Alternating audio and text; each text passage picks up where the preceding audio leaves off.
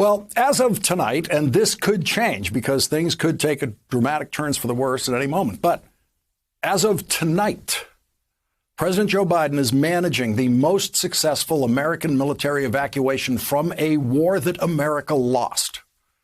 As of tonight, the Biden administration and the American military have managed to evacuate 7,000 people from Afghanistan after the capital city of Kabul came under the control of the people who won the war. In Vietnam in 1975, after Saigon, then the capital city of South Vietnam, fell under the complete control of the North Vietnamese army, Republican President Gerald Ford was able to get absolutely no one out of Vietnam. No one. In those final days before the last American helicopter left Saigon, leaving thousands of our allies behind, the Ford administration and the American military were able to evacuate a total of 7,000 people. The Biden-run evacuation is well on its way to evacuating many more people than the American military was able to evacuate from Vietnam in the final days. In Vietnam, the Americans were being driven out of the country at gunpoint. In Afghanistan, so far, the Taliban have not fired a shot at the American military. In both desperate last-minute evacuations, the American military did its very best.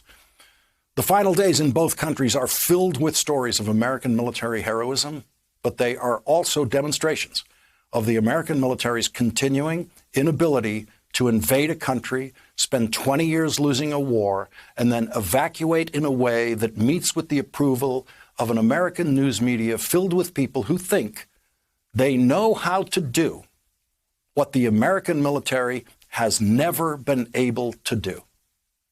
What you're not hearing in any of the critical analysis of how the Biden administration and the American military have handled the evacuation of Afghanistan is the example of who has done this sort of thing better. No one is telling you that the Russians did a much better job of invading Afghanistan, losing the war there, and then evacuating. No one is holding up the Russian evacuation of Afghanistan as the model. No one is holding up the evacuation of any defeated army from a foreign country as the model. And of course, no one is holding up the American evacuation of Vietnam as the model of how to do this, because the American evacuation of Vietnam was much, much worse in every way, by every measure. Every war produces a limitless flow of tragic individual stories. The end of every war produces a similar flow of tragic individual stories, but no individual story can tell you what your war policy should be or should have been. If this is your first experience with watching people left behind in war, then use it to decide whether you will support the next American war. But if you use it as an example of something you know how to do better than the American military, then you are making the mistake of believing that the madness of war can be managed. The American military does not know how to manage the madness of war. Catch-22 is a phrase that has entered our daily vocabulary to describe impossible situations. 60 years ago, Joseph Heller put that phrase in our vocabulary through the title of his war novel, Catch-22, which captures the clumsy and inefficient processes of the American military, which he experienced firsthand serving in World War II. Armies are not efficient machines. Armies are not run like automobile factories, as we discovered when the CEO of the Ford Motor Company became the Secretary of Defense during the Vietnam War. That organizational master, Robert McNamara, was lost in that job as any of the other secretaries of defense during the Vietnam War. The American military is a massive bureaucracy that does some things well. But the thing that it does not know how to do is the same thing that no military in the world knows how to do, and that is organize a dignified and honorable retreat and full evacuation from a war that we lost in a foreign country without leaving anyone behind.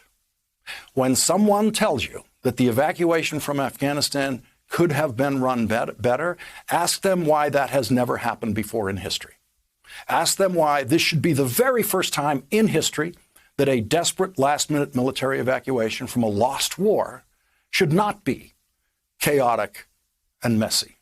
President Biden is now being criticized for saying he knew it would be chaotic. President Biden was a United States senator when he watched the chaotic exit from Vietnam. Of course he knew this was going to be chaotic.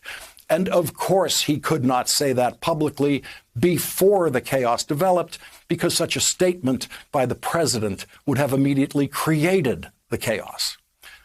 The American news media is very good at telling the tragic individual stories of war, and it is very good at forgetting those stories. So far, in all the tragic stories being presented to us about people struggling to get out of Afghanistan, people who deserve our full sympathy and support, there is no story quite like the story of two friends who were left behind in Vietnam. Gorgeous, gorgeous blue eyes, long eyelashes, of which I was very envious. That's how Darwin Judge's sister remembered him. Darwin Judge was a 19-year-old Lance Corporal in the Marine Corps from Marshalltown, Iowa, who spent less than 2 months in Vietnam before he was killed. He did not die alone. His 21-year-old Marine Corporal buddy, Charlie McMahon, from a suburb of Boston, was right beside him when they were both killed in a rocket attack. That was Charlie McMahon's 11th day in Vietnam. Charles McMahon and Darwin Judge became the answer to John Kerry's famous question in his Senate testimony as a Vietnam veteran against the war: how do you ask a man to be the last man to die for a mistake? It turns out there were two men, Charles McMahon and Darwin Judge, hit by the same rocket attack. They were in Vietnam to help manage the final desperate exit. They were there to protect the people trying to get on those final helicopters. They might have been on that final helicopter on April 30th, 1975, if they had lived just one more day. The day after Charlie McMahon and Darwin Judge were killed in action, the last American helicopter left Saigon and left their bodies behind in a hospital in Saigon. It was a mistake.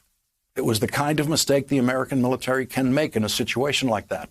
The American military did not just leave behind friendly interpreters in Vietnam. They did not just leave behind interpreters who helped reporters in Vietnam. They did not just leave behind many friendly allies in Vietnam who helped the American military and worked on American military bases. They also left behind hundreds of babies and children who were fathered by American soldiers over the 18 years of the American military involvement in Vietnam. And they left behind the last two men to die for the mistake of the Vietnam War. They left Charles McMahon and Darwin Judge behind.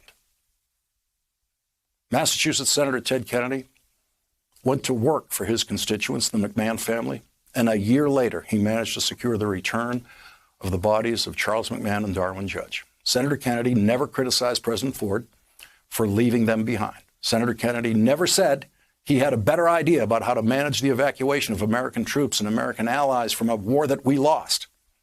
The Democrats did not attack Republican President Gerald Ford for how he handled the exit from a war lost by Democratic and Republican presidents.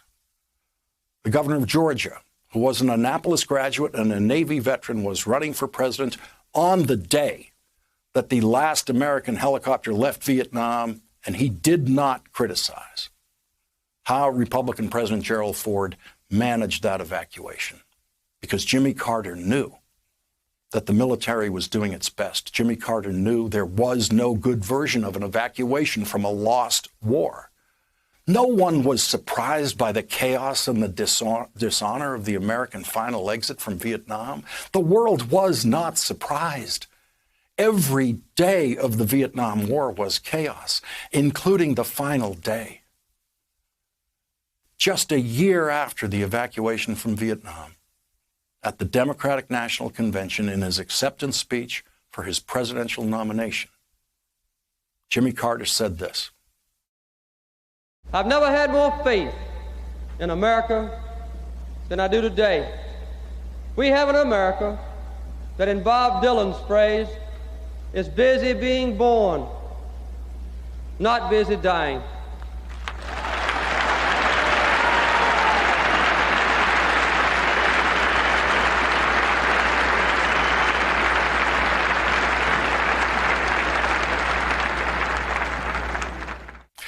In that speech, Jimmy Carter did not criticize Gerald Ford's management of the American evacuation from Vietnam. None of the anti-war protesters who had been demanding an immediate withdrawal from Vietnam for over 10 years attacked Gerald Ford's management of the final withdrawal from Vietnam. No one in the anti-war movement, including the Vietnam veterans, believed that they had a better idea about how to evacuate a lost war, or that the American military was capable of doing a better job of evacuating from a war that they lost. The lesson of the Vietnam War and the war in Afghanistan, including the last days of those wars, is not that we have to teach West Point classes of future generals how to safely and honorably evacuate from our lost wars without leaving anyone behind. The lesson for a country that has not won a war since 1945 is stop launching wars of dubious legality and unclear moral purpose that we do not know how to win. The people who own the American exit from the Afghanistan war are the people who advocated launching that war, and more importantly, the people who never learned, the people who never stopped advocating for continuing that war.